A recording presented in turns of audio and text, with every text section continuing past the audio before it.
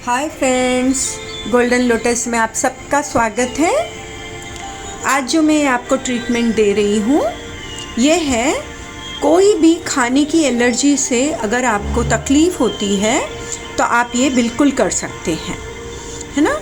हमारे जैसे फूड की एलर्जी से आपके प्रतिरक्षा तंत्र को असामान्य कर देता है, जिसकी वजह से आपके शरीर में अलग अलग सिम्टम्स आ सकते हैं। जैसे बहुत सारे लोगों को ये कुछ चीज़ें ऐसी होती हैं जिसको खाने से तकलीफ़ होती है।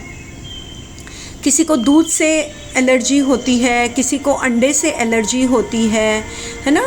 और किसी को तो जैसे भारत में तो गेहूं का बहुत ही उपयोग होता है, उसके बावजूद देखा गया है कि उससे भी कुछ लोगों को एलर्जी होती है।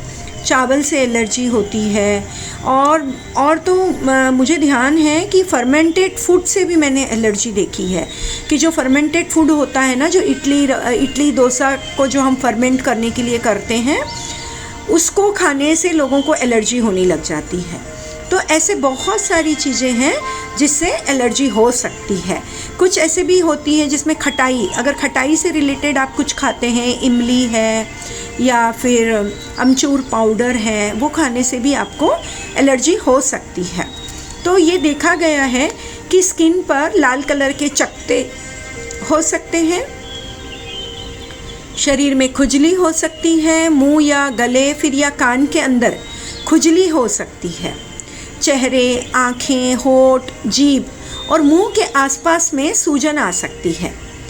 तो बहुत बार ये भी देखा गया है कि पेट में दर्द हो सकता है, डायरिया हो जाता है, उल्टियाँ हो जाती हैं।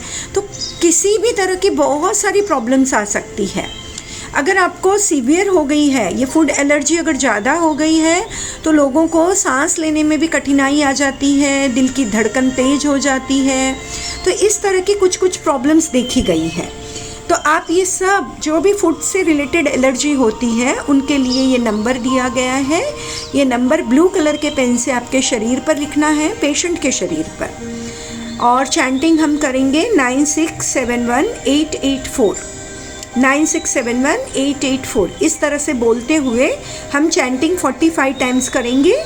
कोई भी किसी के लिए चैंटिंग कर सकता है, लेकिन पेशेंट को खुद ही अपना नंबर अपनी बॉडी पर लिखना होता है।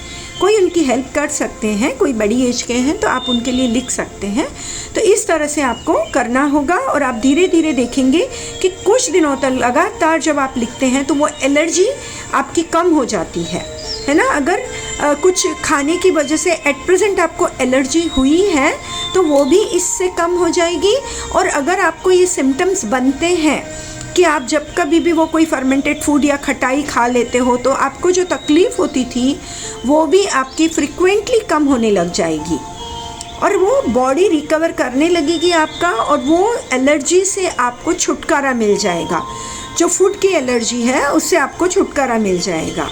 तो फ्रेंड्स, ये यूज़ करें। Thank you, love you all, bye bye.